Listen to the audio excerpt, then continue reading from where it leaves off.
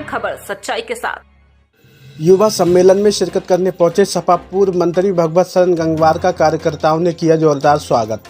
बरेली के नवाबगंज स्थित रामलीला मैदान के पास समाजवादी पार्टी का युवा सम्मेलन हुआ, जिसमें शिरकत करने पहुंचे सपा पूर्व मंत्री भगवत शरण गंगवार का कार्यकर्ताओं ने फूल मालाएं पहनाकर जोरदार स्वागत किया।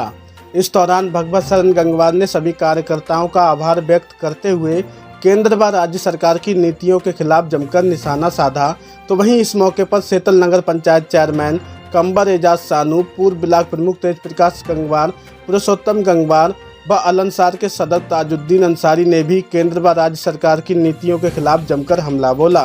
युवा सम्मेलन के मौके पर सपा नेता हैदर अली, चैतन्य कन्हैया, सत्येंद्र माथुर, प्रोफेसर मोहम्मद राशिद अंसारी, विधानसभा अध्यक्ष अनिल गंगवार, नगर अध्यक्ष ऐनी अंसारी, शराफत हुसैन अंसारी, नरेश गंगवार, पूरन मौर्य, डॉक्टर विजय गंगवार, रविंद्र गंगवार समेत भारी संख्या में सपा कार्यकर्ता व समर्थक उपस्थित रहे।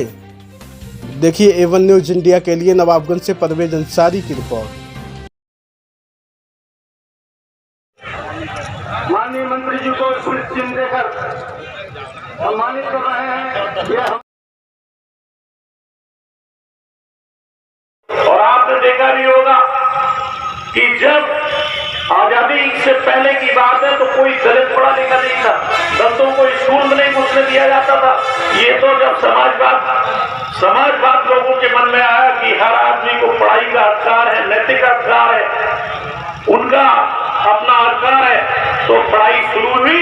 और तभी से चाहे अगर एक वो देखे, बिहार की बात कही थी संजीव यादव जी ने, बिहार का जो जेपी आंदोलन था उसमें सबसे पहले जो जेपी साहब ने एक बात कही थी कि हम लोगों को राजनीतिक रूप से, आर्थिक रूप से, सामाजिक रूप से, आध्यात्मिक रूप से हम लोगों को मजबूत होना पड़ेगा। और खीरी मामले को लेकर जो दर्दनाक घटना हुई है उसको लेकर क्या कहेंगे, क्या सोचते हैं आप, क्या कहते हैं? ऐसा ये क्रूरपन है, ये उसका कश्मीर की घटना, पुलवामा की घटना, जिसमें 72 फौजियों को सरकार ने आतंकवादियों से सौदा करके मरवाने का काम किया था। 42 फौजी मारे गए थे और वो 42 फौजी कोई बड़े आदमियों के बेटे नहीं थे, वो किसान परिवार और मजदूर परिवारों के बेटे थे, उन्हें मरवा दिया। इसकी पुनरावृत्ति ये लखीमपुर में हुई थी कि जब 42 मरे तो कुछ नहीं हुआ किसी का, क्योंकि सत्ता सरकार उनकी है, तो हमारा कौन क्या कर लेगा। और इसी क्रम में 4 लोगों को दबा के मार दिया और उसमें पैसे के बल पे और कूटनीतिक चालों के बल पे एक ही दिन में मामला सब खत्म कर दिया। और इसके बाद में एक PIL सुप्रीम कोर्ट में डाल के सारे मुकदमों को, जो 4 मुकदमे लिखे गए हैं, उसको सही साबित करवा दिया कि इन लोगों को, जो बाकी के लोग मरे हैं, तो उसमें भी किसानों के खिलाफ कार्रवाई हो। क्या कहना चाहेंगे, जिस तरह से कुछ समय पहले एक चेतावनी देना, बाद में इस घटना को अंजाम देना, क्या सत्ता का भी कोई? अब मैंने सब कुछ कह दिया कि इन लोगों के हौसले इतने बुलंद हो गए हैं। विश्व का एक संस्था ने विश्व के सारे देशों का एक सर्वे किया था, जिसमें जो क्रूर लोग हैं, जिन लोगों की डिक्टेटरशिप है, तो उसमें हिंदुस्तान का डिक्टेटरशिप में 10वां नंबर लिखा हुआ था। तो यहाँ लोकतंत्र ख़त्म कर दिया इस भारतीय जनता पार्टी ने और ये डिक्टेटरशिप शुरू हो गया। और डिक्टेटरशिप में अब क्रूरता शुरू हो रही है कि जितने क्रूर बन जाओ उतने ही लोग डरने लगेंगे और किसी कार्रवाई की मांग नहीं करेंगे। मंत्री जी, एक बात और जानना चाहेंगे, जिस तरह के क्षेत्र में और प्रदेश में लगातार बिजली कटौती का मामला बढ़ता जा रहा है और कोयले की खान, जो कोयले की फैक्ट्रियाँ बंद हो चुकी हैं, इसको आप किस नज़रिए से देखते हैं सर? ऐसा है, नज़रिए तो बहुत सारे लोगों के अलग अलग हो सकते हैं जिन्हें मालूम नहीं है। मुझे मालूम है कि 2003 से 7 तक की सरकार में जनरेशन के बिजली घर 6 बिजली घर, वो 8 बिजली घर नेताजी ने बनवाए थे। उसके बाद में 12 से 17 तक 6 बिजली घर अखिलेश यादव ने बनवाए थे।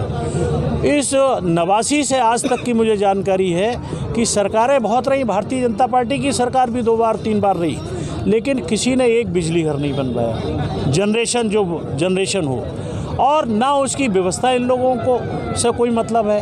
कोयले की कमी, खदानों से कोयला ना आ पाना बिजली घर के लिए, और बिजली घर बंद होते चले जा रहे हैं। हर बिजली घर की कई इकाइयाँ बंद हो गई, और आगे आने वाले दिन में बिजली का ऐसा संकट आने वाला है 10-20 दिन में कि सारा उत्तर प्रदेश हो चाहे मध्य प्रदेश हो, सबकी बिजली बंद हो जाएगी। मंत्री जी, बिजली का बिल देने के बावजूद ही गरीब, मजदूर, व्यापारी, सारा आदमी बिल भुगतान कर रहा है, उसके बावजूद भी बिजली नहीं मिल रहा है। ये सरकार पर एक बड़ा प्रश्न खड़ा करता है सर। मैंने बताया, इन्हें ना कोई व्यवस्था की अकल है, इनके किसी नेता की चलती नहीं, केवल अधिकारियों का बोलबाला है, और अधिकारियों को इस देश की, इस प्रदेश की सुविधा से लेके कोई मतलब नहीं है।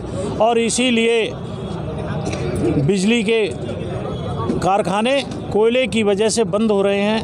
तो इसमें लोगों का पैसा देना ना देना विषय नहीं रखता, ये तो सरकार की व्यवस्था की बात है। हमारे नेताजी ने जब बिजली कम बनती थी और उत्तर प्रदेश में 3-3 दिन बाद 4-6 घंटे को बत्ती आती थी, तो 9 करोड़ रुपए रोज़ की 2003 से 7 की सरकार में एनटीपीसी और अन्य लोगों से 9 करोड़ रोज़ की बिजली खरीद के नेताजी उत्तर प्रदेश के किसानों को, गांव को बिजली देते थे। लेकिन ये लोग ऐसा नहीं करेंगे, ये लोग बहुत बेईमान हैं, मन से बेईमान हैं। इनके मन में लोगों के प्रति ना तो कोई जिम्मेदारी की चिंता है, और न इनके मन में लोगों के प्रति कोई प्रेम है। और जब प्रेम और जिम्मेदारी ख़त्म हो जाती है तो फिर हर तरफ तबाही मचती है। अभी आपने एक ऐतिहासिक कार्यक्रम की बात कही थी, कब होने जा रहा है आपका? ऐसा है, आज ये मेरा तो मानना है कि इस 5 साल में आज भी ऐतिहासिक प्रोग्राम था, जो आज युवा लोगों का कार्यक्रम था। हम तो उनके मेहमान थे, बुलावे पे आ गए। अब 25 तारीख को समाजवादी पार्टी की घोषणा है, समाजवादी पार्टी के नेताओं की तरफ से प्लानिंग हुई है कि 25 तारीख को कोयलड़िया में एक विशाल जनसभा, जो इसलिए कर रहे हैं वो लोग, जो मुझे जानकारी हुई है कि एक नेता पैसे दे के कार्यक्रम अपनी मीटिंगें कर रहा है, और ये दिखाने के लिए देखो मेरी मीटिंग कितनी भारी हो गई। चाहे आज की मीटिंग हो, इसमें कोई किसी के लिए आने जाने की व्यवस्था नहीं, कोई किसी के लिए नहीं, केवल समाजवादी पार्टी की ये मंच की व्यवस्था ज़रूर है, और इसके अलावा कोई पैसा खर्च नहीं हुआ। आप सब बहुत लोग यहाँ खड़े हैं, आप किसी से पूछ सकते हैं कि किसी ने ना तो किराया लिया, ना कोई सवारी ली, और ना कोई डिमांड की पब्लिक ने। ऐसे ही कोयलड़िया में भी सारे लोग ऐसे ही पहुँचेंगे, और उन नेताओं को जो बड़बोलेपन की बात करते हैं, जो अपने लिए मसीहा और भगवान तक को अपने मुंह से कह देते हैं, तो उन लोगों की बोलती बंद करने के लिए हमारे नेता भाई पुरुषोत्तम गंगवार, हमारे नेता तेज प्रकाश गंगवार, और बहुत सारे हमारे सेक्टर प्रभारी, सेक्टर प्रमुख, इन सब लोगों की व्यवस्था है कि कोयलड़िया में एक बड़ी मीटिंग करें, और जिसके बाद में सारे नेताओं की, सारी पार्टियों की बोलती बंद हो जाए, और नवाबगंज में समाजवादी दिखाई दे। A1 न्यूज़ इंडिया, हर खबर सच्चाई के साथ।